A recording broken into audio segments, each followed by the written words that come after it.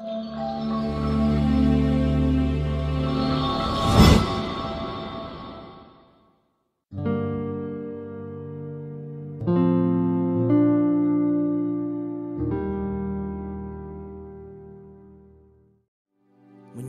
Engkau dengan segenap hati dan hidup kami, Tuhan. Thank you Lord Jesus.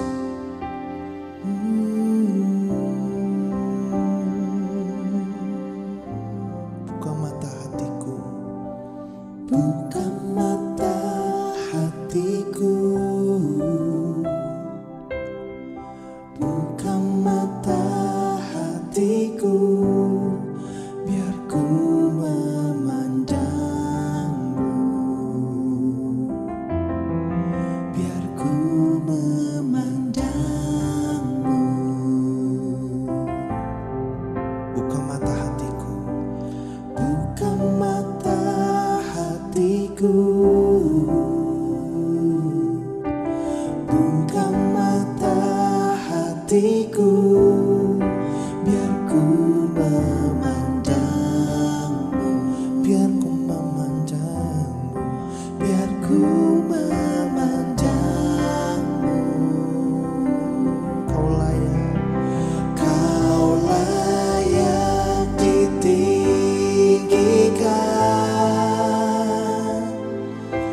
nyata kemuliaan-Mu, curahkanlah kuasa-Mu, ku sembah kudus, kudus, kudus. Buka mata hatiku Tuhan, buka mata hatiku, buka mata hatiku, biar ku memandangmu,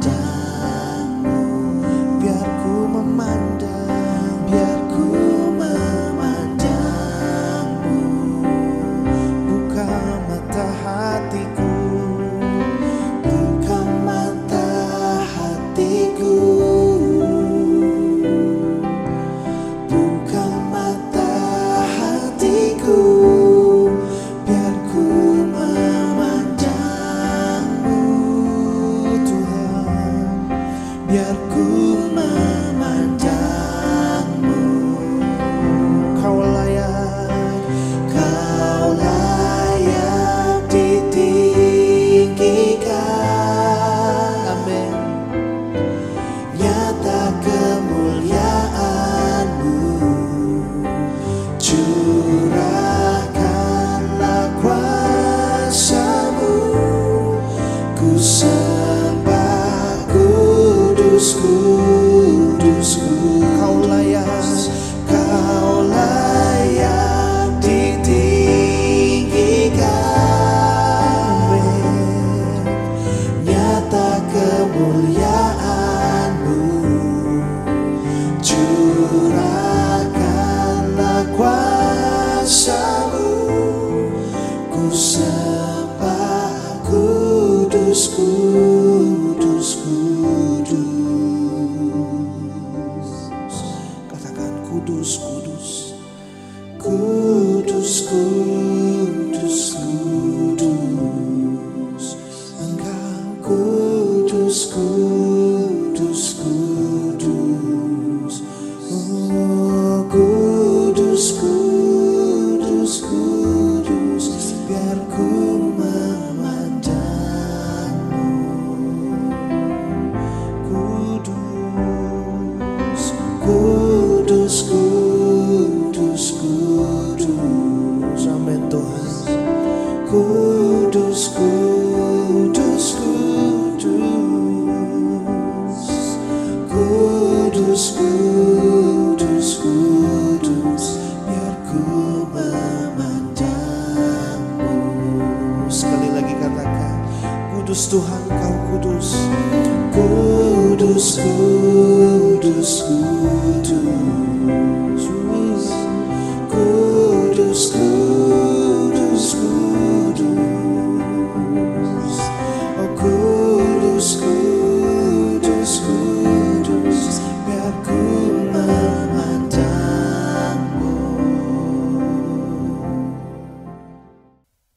Shalom, sahabat Shalom, bertemu lagi.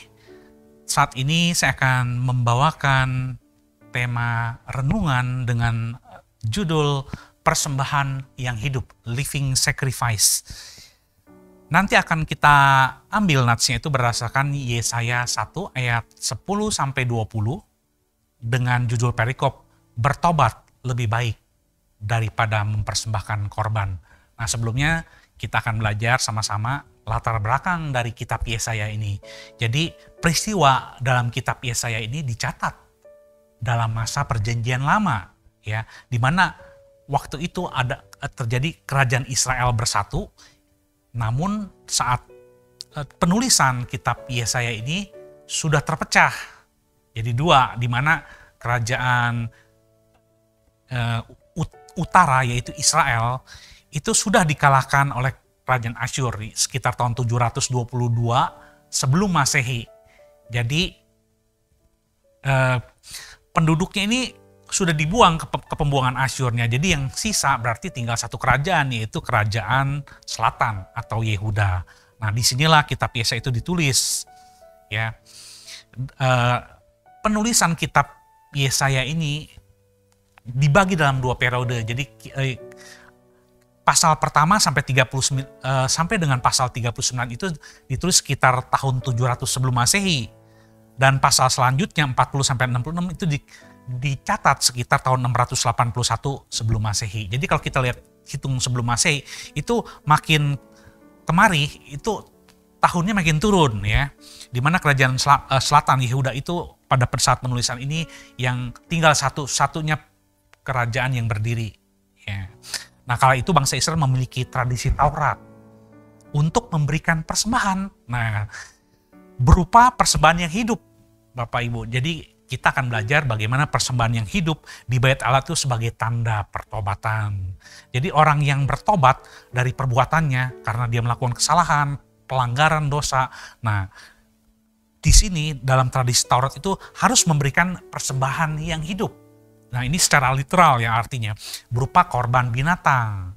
Jadi apa itu? Apa aja korban binatang yang menurut tradisi Taurat itu yang harus dikorbankan ketika orang yang bersalah ini, umat Israel yang bersalah ini mau menebus kesalahannya tersebut.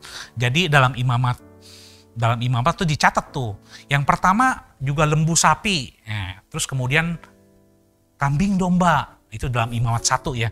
Nah, terus kemudian ada juga kalau misalnya bagi orang-orang atau umat Israel yang kurang mampu, ada juga burung.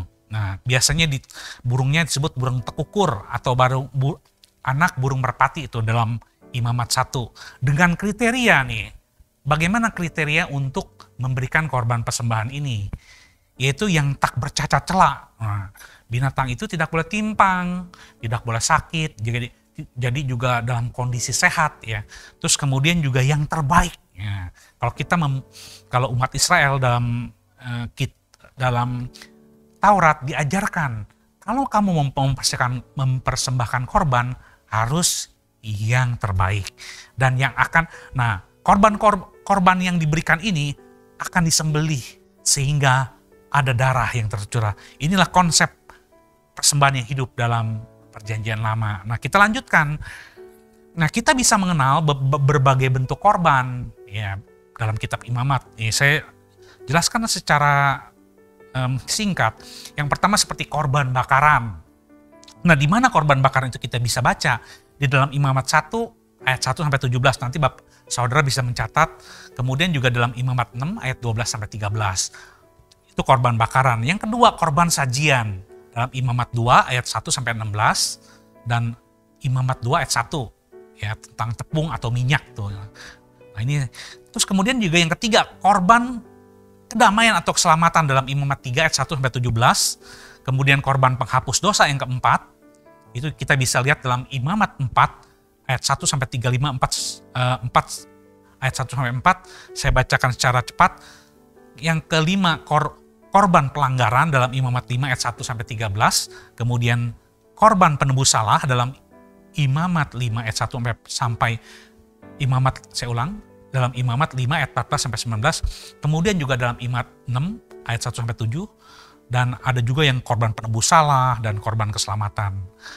Nah, korban ini yang pada awalnya digunakan untuk menunjukkan pertobatan, jadi orang yang mau bertobat itu dia menunjukkan atau mengekspresikan bentuk pertobatannya itu dengan memberikan korban, itu kemudian menjadi tindakan rutinitas. Nah, tindakan rutinitas, kenapa tindakan rutinitas? Ya kalau saya salah, ya saya berikan saja korban.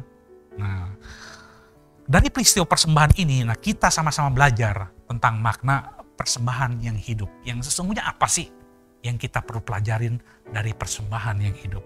Nah, jadi di sini ada kunci, ini pertanyaan kunci. Apa yang perlu menyertai persembahan yang hidup berdasarkan kitab Yesaya 1 ayat 10 sampai 20.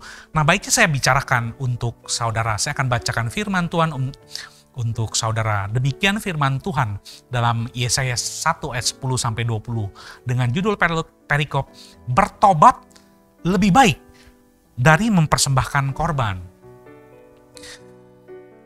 Dengarlah firman Tuhan, hai pemimpin manusia Sodom. Perhatikanlah pengajaran Allah kita, hai rakyat manusia Gomora. Untuk apa itu korbanmu yang banyak-banyak? Firman Tuhan, aku sudah jemu akan korban-korban bakaran berupa domba jantan dan akan lemak dari anak lembu gemukan. Darah lembu jantan dan domba-domba dan kambing jantan tidak kusukai. Apabila kamu datang untuk menghadap di hadiratku, siapakah yang menuntut itu daripadamu? Bahwa kamu menginjak-injak pelataran bait suciku. Jangan lagi membawa persembahanmu yang tidak sungguh-sungguh, sebab baunya adalah kejijikan bagiku. Kalau kamu merayakan bulan baru dan Sabat atau mengadakan pertemuan-pertemuan, aku tidak tahan melihatnya karena perayaanmu itu penuh kejahatan. Perayaan-perayaan bulan barumu dan pertemuan-pertemuanmu yang tetap aku benci melihatnya. Semuanya itu menjadi beban bagiku, aku telah payah menanggungnya. Apabila kamu menadahkan tanganmu untuk berdoa, aku akan memalingkan mukaku. Bahkan sekalipun kamu berkali-kali berdoa, aku tidak akan mendengarkannya. Sebab tanganmu penuh darah. Basuhlah, bersihkanlah dirimu. Jauhkanlah perbuatan-perbuatanmu yang jahat dari depan mataku. Berhentilah berbuat jahat, belajarlah berbuat baik, usahakanlah keadilan, kendalikanlah orang kejam, belalah hak anak-anak yatim, perjuangkanlah perkara janda-janda. Marilah, baiklah kita berperkara, firman Tuhan. Sekalipun dosamu merah seperti kirmizi, akan menjadi putih seperti salju. Sekalipun berwarna merah seperti kain kesumba, akan menjadi putih seperti bulu domba. Jika kamu menurut dan mau mendengar, maka kamu akan memakan hasil baik dari negeri itu. Tetapi jika kamu melawan dan memberontak, maka kamu akan dimakan oleh pedang. Sungguh Tuhan yang mengucapkannya. Kita sudah selesaikan pembacaan firman. Saudara-saudara, tadi kita sudah baca. Nah, sekarang saya akan jelaskan berdasarkan nats yang tadi kita baca, Yesaya 1 ayat 10 sampai 20. Saya menemukan ada 3 hal yang perlu menyertai persembahan yang hidup tadi ya, persembahan yang hidup ya. Yang pertama ya, persembahan korban yang itu perlu disertai dengan ketaatan kepada firman Tuhan. Ya, seringkali kalau kita lihat ya di dalam ayat-ayat di dalam firman Tuhan dalam Perjanjian Lama, itu bagaimana orang Israel tuh menjadikan persembahan itu sebagai rutinitas biasa, sebagai ya kalau misalnya dia berdosa, ya sudah, potong korban, potong sembelihan gitu ya, darah tercurah, kemudian mereka menganggap sudah dong, dosanya sudah diampunin. Nah, tetapi dalam kesempatan ini kita belajar, persembahan korban perlu disertai dengan ketaatan kepada firman Tuhan. Nah, di mana tuh ayatnya? Di dalam Yesaya 1 ayat 10a dijelaskan, dengarlah firman Tuhan. Ya. Kata dengarlah ini berasal atau kata aslinya, bahasa aslinya itu syama. Nah, arti syama selain mendengar juga berarti obey, artinya taati.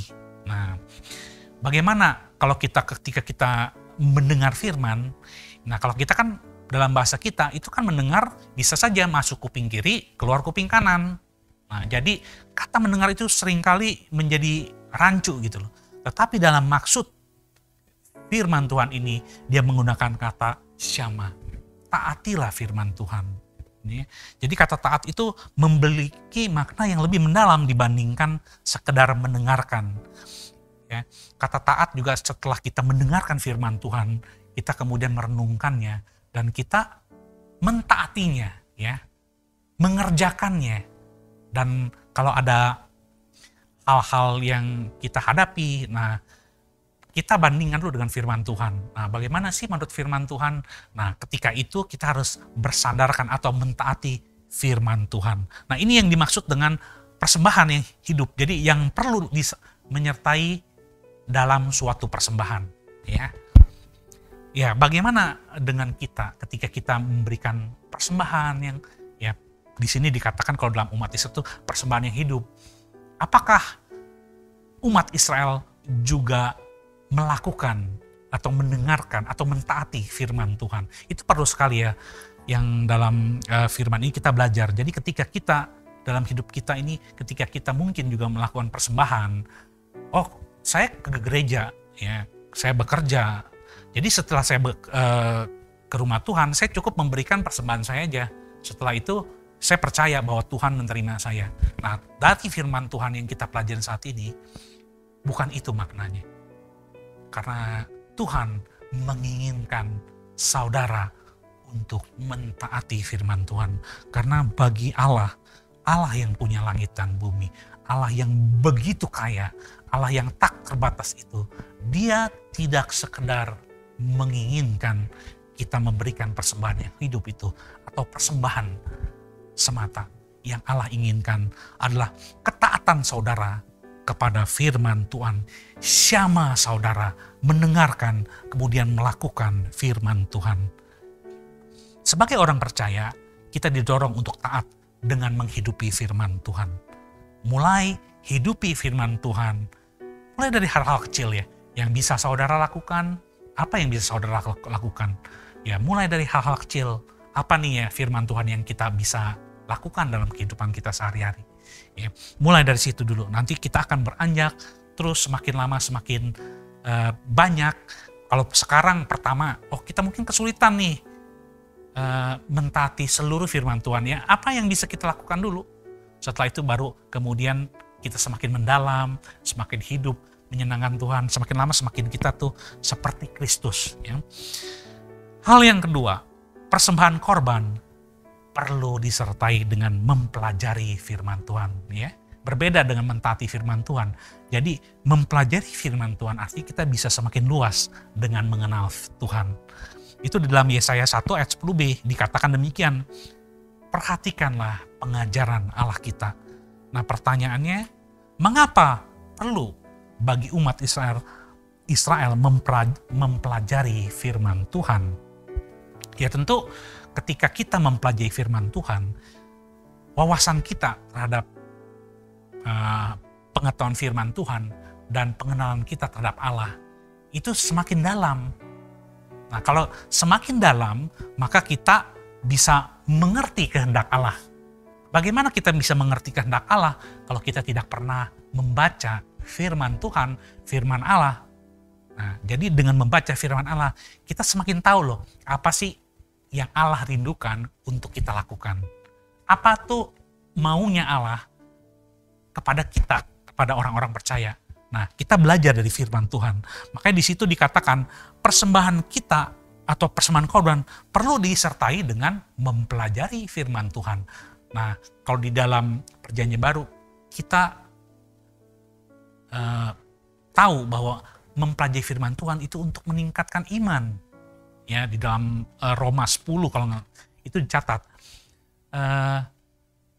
Iman timbul dari pendengaran dan pendengaran akan firman Kristus. Nah, bagaimana kita, apakah kita mau mulai mempelajari firman Tuhan? Jadi bukan hanya persembahan yang kita berikan untuk menyenangkan Allah, tetapi juga Allah yang Allah inginkan adalah mempelajari firman Tuhan itu. Kita lanjutkan saudara, ya. ini contoh dalam menjalani kehidupan.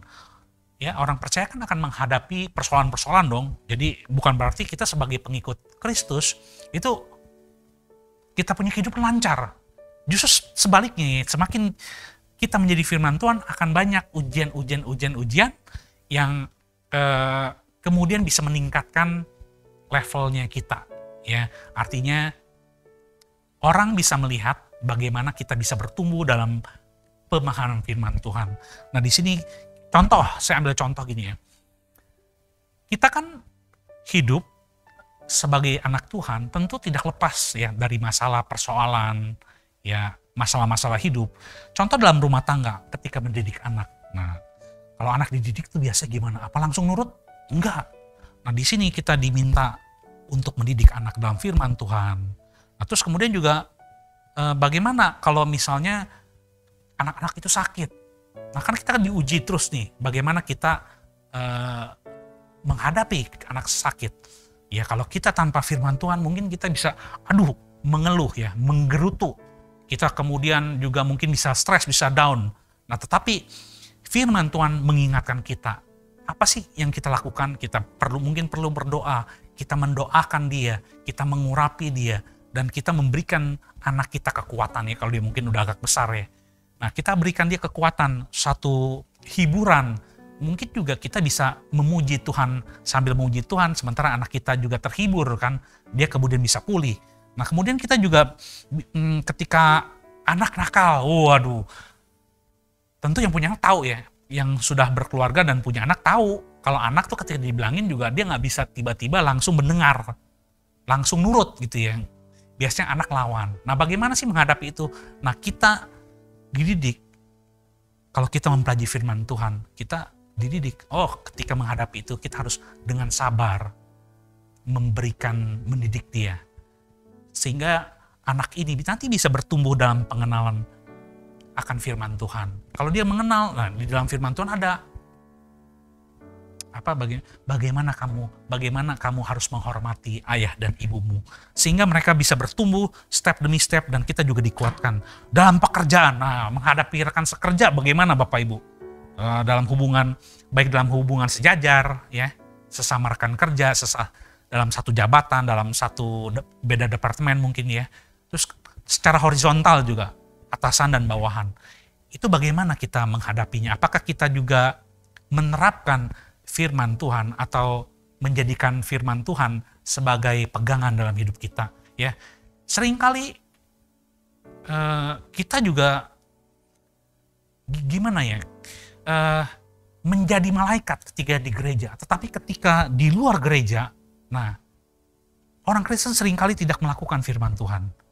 Inilah yang dimaksudkan ketika kita melakukan persembahan yang hidup, maka karakter kita juga diminta untuk berubah. Saudara, bagaimana kita berubah kalau kita tidak memahami firman Tuhan? Karena jelas dikatakan pelajari firman Tuhan. Banyak sekali, saya ambil contoh lagi misalnya dalam usaha untuk mendapatkan order. Apakah kita mau pakai cara-cara bypass? Kita titipin dia mungkin sedikit buat supaya ordernya dilancarkan atau bagaimana? Nah, kita tentu ada firman Tuhan ya. Misalnya dalam firman Tuhan kita diajarkan untuk tidak boleh menyuap ya. Nah, ini ada beberapa dasar firman Tuhan yang membuat kita bisa dilihat orang loh. Apakah dia nih cuman menjadi orang Kristen ketika berada di gereja? Apakah mereka yang orang ini atau saya ini menjadi orang Kristen ketika saya berkumpul dengan teman-teman saya? Nah, itu diuji. Kita terus belajar, saudara. Tapi bagaimana kita belajar, kita dicerahkan, mendapatkan wawasan itu kalau kita tidak mau belajar firman Tuhan?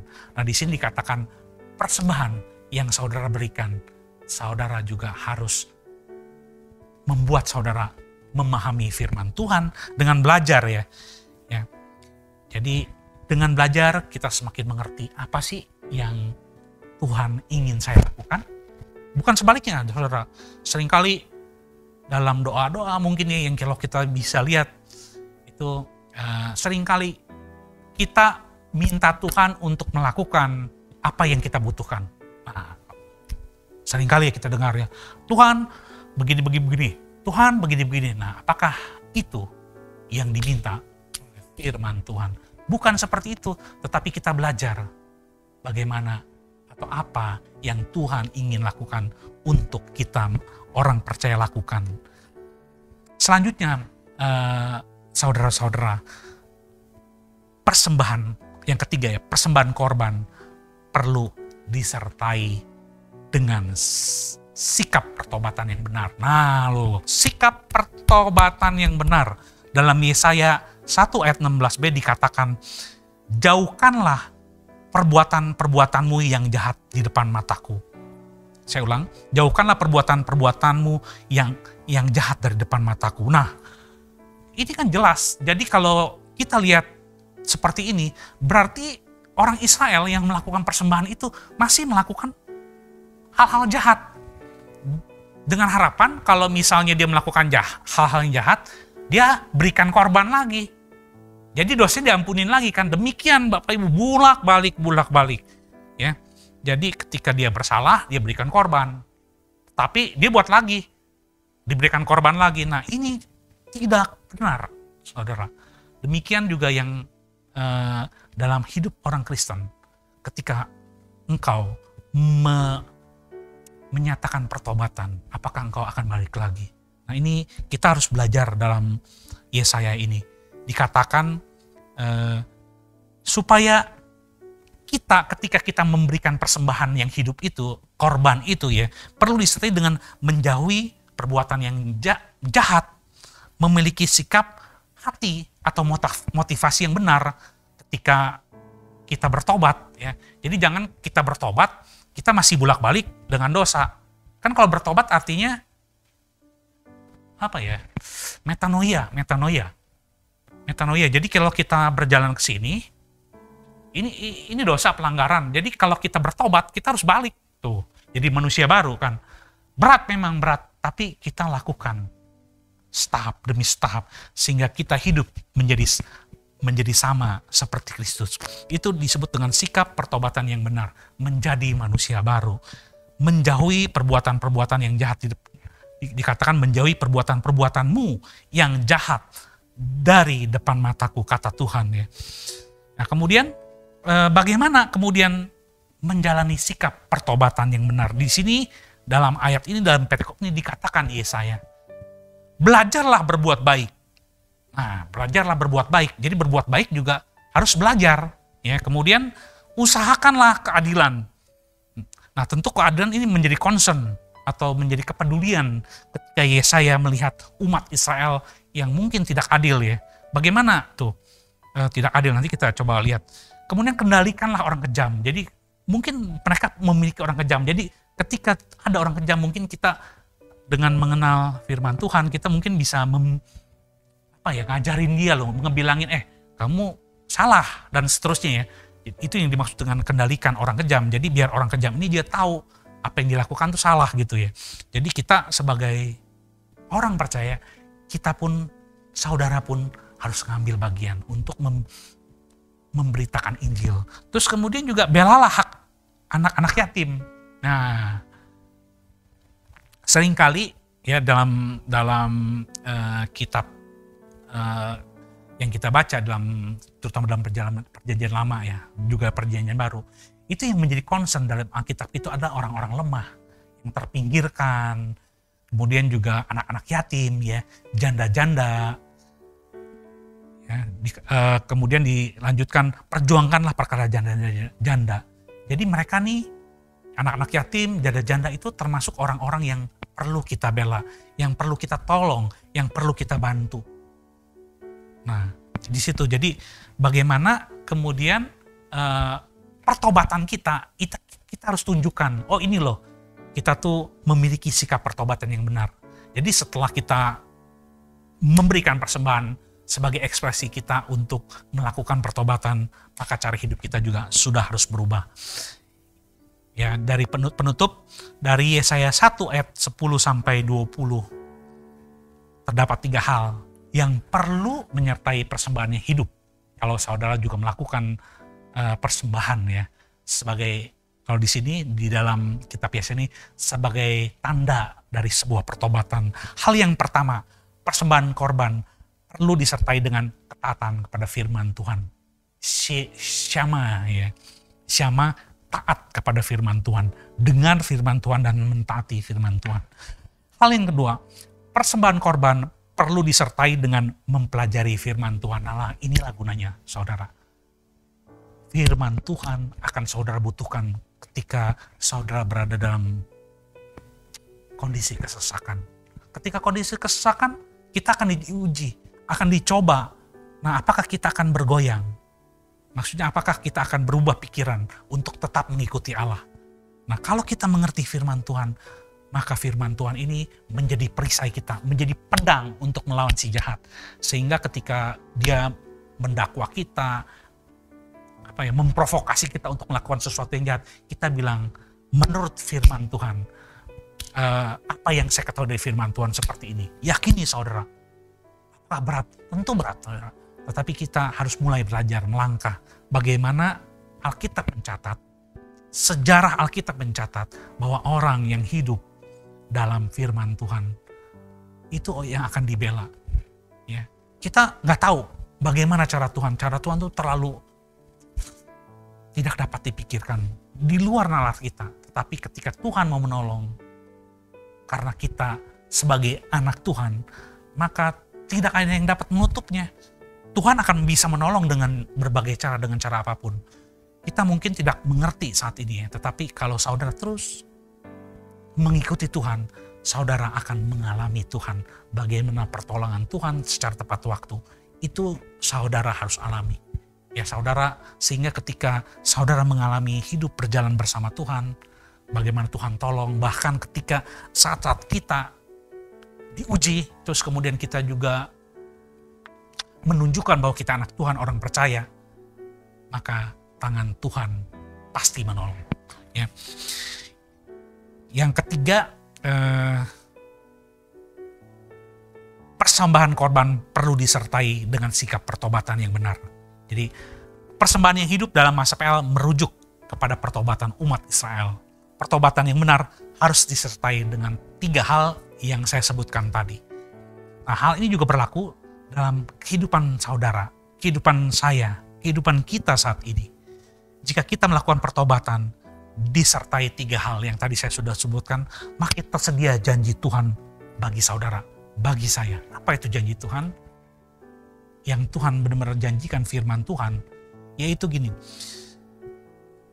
Ya, di dalam Yesaya 1 ayat 18, marilah, baiklah kita berperkara, firman Tuhan. Sekalipun dosamu seperti kirmizi, akan menjadi putih seperti salju. Sekalipun berwarna merah seperti kain kesumba, akan menjadi seperti bulu domba. Artinya gini saudara, walaupun kita atau orang yang datang kepada Tuhan dengan sikap pertobatan, itu banyak sekali dosanya yang diumpamakan ya, atau dimetaforakan dengan seperti kirmizi, yang merah banget gitu ya. Betapapun merahnya, ketika engkau bertobat, ketika saudara bertobat, Tuhan akan bisa memutihkan menjadi putih seperti salju. Bahkan walaupun berwarna merah seperti kain kesumba, kain kesumba ini Tuhan akan bisa ubah menjadi putih seperti bulu domba. Ya. Demikian firman Tuhan. Tuhan Yesus memberkati. Shalom.